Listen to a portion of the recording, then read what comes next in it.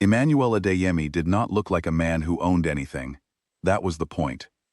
He sat in the back row of a company meeting that he himself had built from nothing, wearing a plain gray shirt that had seen better days, with tired eyes and slumped shoulders. Anyone watching him that afternoon would have thought he was just another exhausted worker counting down the minutes to the end of the day. Nobody in that room, not one single person, suspected that the quiet, distracted man in the corner was still the most powerful person in the building. But Emmanuel knew exactly what he was doing. He had known for 6 months. It all started on a cold Tuesday night in Lagos, when a man named Samson knocked on his private door at 11:30. Samson was not just any man. He was Emmanuel's oldest friend, a quiet and careful person who had grown up on the same narrow street in Ajagunle. They had shared meals when there was barely enough food. They had walked each other to school when the roads were not safe. Samson was the kind of friend who would never come to your door at that hour unless something was seriously wrong. Emmanuel let him in without a word. Samson placed a thin brown envelope on the desk and stepped back. He did not speak right away. He let the envelope do the talking first. Emmanuel opened it slowly. Inside was a set of printed documents, bank records, photographs, and 3 pages of handwritten notes. He read through everything carefully, his face completely still, the way a man's face goes still when his mind is working very fast and his heart is working even faster. The documents told a story that made Emmanuel feel cold all the way to his bones. His cousin Victor, who Emmanuel had brought into the company 10 years ago when Victor had nothing to his name, had been secretly moving money out of the business. Not a small amount. An enormous amount. The records showed transfers going back almost 4 years, all of them disguised as payments to companies that did not really exist. Ghost vendors, fake consultants, names on paper with no offices behind them, and no work to show for the money they received. And Victor was not working alone. Chief Dele Okonkwo, Emmanuel's business partner of 15 years, was in it with him. Chief Dele was a large man with a loud laugh and an expensive taste in clothes. He had sat across from Emmanuel at countless dinners, shaken his hand in front of cameras, and spoken about loyalty as if it were the most important thing in the world. Behind Emmanuel's back, he had been doing the opposite of everything he preached. There were 2 more names in the documents. Philip, the head of marketing, a young man Emmanuel had personally trained and promoted, and Auntie Grace, Emmanuel's mother's sister, who ran the company's human resources department and had spent the last 2 years quietly hiring people who were loyal to Victor rather than to the company. 4 people, all of them trusted, all of them close.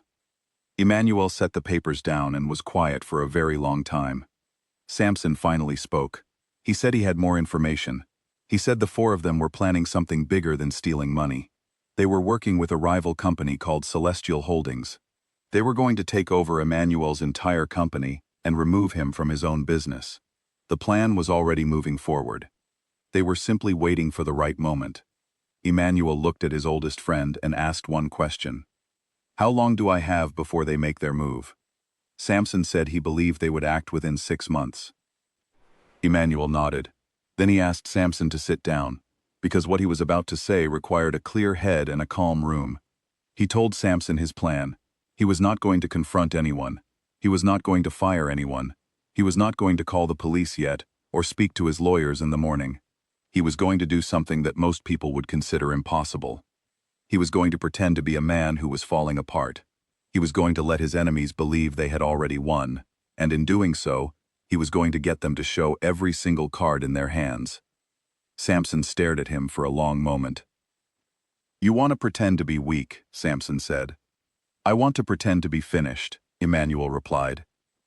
The performance began the very next week. Emmanuel started arriving late to meetings. Not dramatically late, just late enough to be noticed, late enough for people to whisper. He began making small errors in presentations, not the kind of errors that would damage the company, but the kind that made senior staff exchange quiet looks across conference tables. He started delegating decisions he would never have let leave his hands before. He gave Victor more authority. He gave Chief Dele more access to financial records. He told them both, with a tired smile, that he was grateful to have people he could trust during a difficult season. Victor accepted the new responsibility with barely hidden excitement. Chief Delay accepted it with a performance of concern that would have been convincing to anyone who did not know what Emmanuel knew. While all of this was happening on the surface, something very different was happening underneath. Samson, who ran the company's technology and security systems, began quietly building a monitoring operation that no one outside of 3 people would ever know about. Every conversation held in company offices was documented. Every phone call made on company lines was archived. Every email was logged. It was all done carefully and legally, within the boundaries that Barrister Foleke Adesuyi had outlined. Barrister Foleke was Emmanuel's private attorney. She worked out of a small office across town, completely separate from the company's legal team. She was sharp, patient, and thorough. Emmanuel had called her the same night Samson brought him the envelope. She had listened to everything without interrupting, and when he finished, she told him exactly what was needed to build a case strong enough to hold up in court. She got to work immediately, and she worked in silence.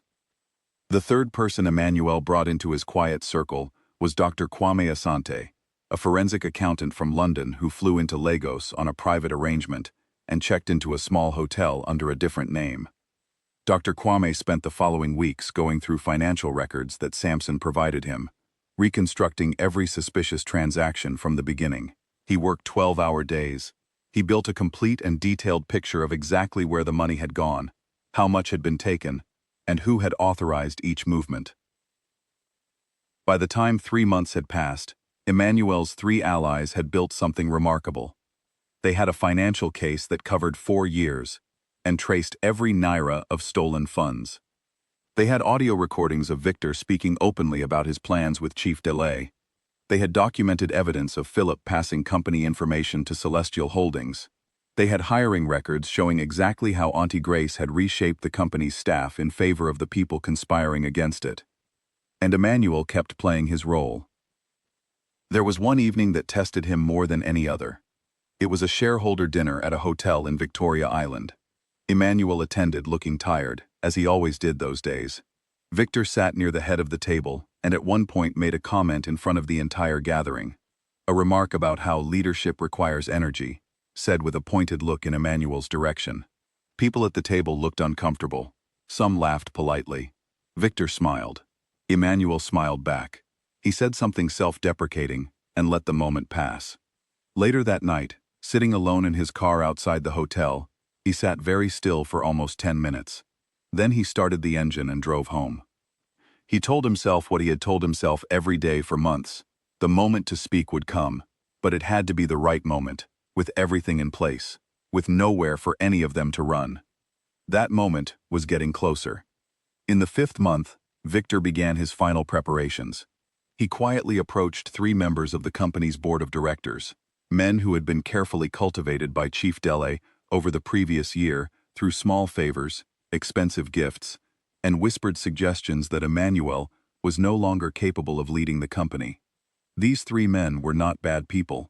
They had simply been worked on slowly, the way water works on stone, until their doubts about Emmanuel had become something that felt like their own thoughts.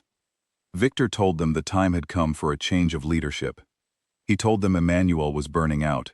He told them the company needed someone with energy, someone forward-thinking, someone ready to take it into its next chapter.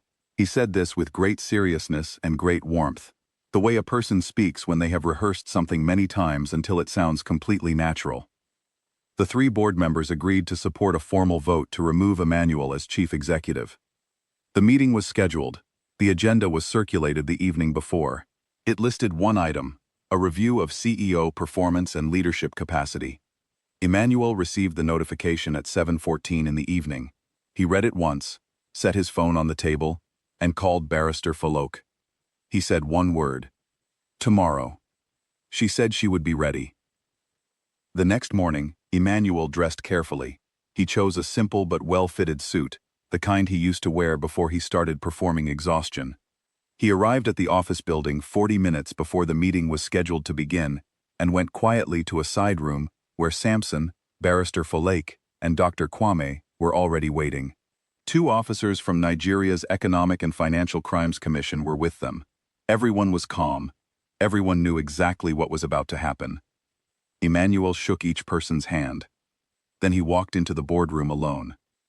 He took a seat near the middle of the table, not at the head, and he looked out the window while the room filled around him. Victor came in looking composed and confident. Chief Deli sat down with the heavy ease of a man who believes the day is already going his way. Philip was present. Auntie Grace sat toward the far end of the table. The 3 board members took their seats. Other senior staff filed in after them. Victor opened the meeting. He spoke with the practiced tone of a man delivering unwelcome news that he privately found very welcome. He described Emmanuel's recent performance, the absences, the errors, the delegated decisions. And he presented these things not as a list of failures, but as evidence of a deeper problem, as signs of a leader who had run out of road. He spoke with apparent sadness. He seemed almost reluctant. Chief Deli nodded slowly throughout.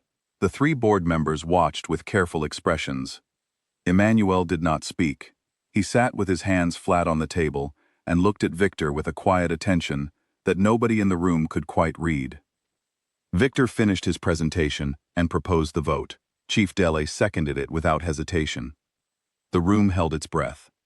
Emmanuel reached into the inside pocket of his jacket and placed a small silver USB drive on the table.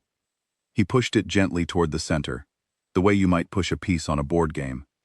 "Before the vote," he said, "I would like the board to see something." His voice was steady and clear. It was the voice of a man who had not been tired for a single day.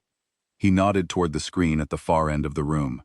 Samson, positioned outside, connected the display remotely. The screen came to life. At that same moment, the boardroom door opened, and Dr. Kwame Asante walked in, carrying a bound document that he set on the table without a word. Behind him came Barrister Foleke, and behind her, the 2 EFCC officers, who positioned themselves quietly near the exits. Nobody moved. What played on that screen over the next 47 minutes was simply the truth. Victor's own voice, recorded in his own office, describing in precise detail how he planned to acquire Emmanuel's company, and what position Celestial Holdings had promised him in return. Chief Deli's conversations with the 3 board members, every word of every whispered arrangement, put back in the room where those same board members were now sitting. Philip's emails to Celestial Holdings, sent over 26 months, appeared on screen one after another. A chart showing Auntie Grace's hiring decisions, cross-referenced with each new employee's personal connection to Victor, was displayed for several long minutes. Then Dr. Kwame stood and walked the room through the financial records. He did it slowly and clearly, in the kind of simple language that left no room for confusion or dispute. 4,300,000,000 naira, traced from the company's accounts, through the ghost vendors, through the fake consultancy payments, and into accounts controlled by Victor and his associates.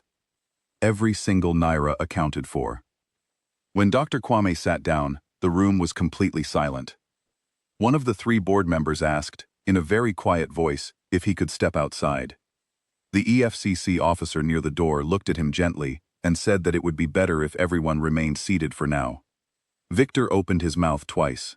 Both times, he closed it again without speaking. There was nothing to say. Everything had already been said, by his own voice, on the screen, in front of everyone. Chief Deli stared at the table. Philip's face had gone completely blank. Auntie Grace did not look at Emmanuel. She had not looked at him once during the entire presentation. Emmanuel waited until the silence had sat in the room long enough for every person present to feel it fully. Then he straightened in his chair and addressed the board. He told them the vote could proceed if they wished. He said he would understand completely if they still felt a change of leadership was in the company's best interest. He said this without sarcasm and without anger. He said it calmly, the way a man speaks when he already knows the answer. Nobody called for the vote. The 4 arrests took place before anyone left the building. It was handled quietly and with complete order.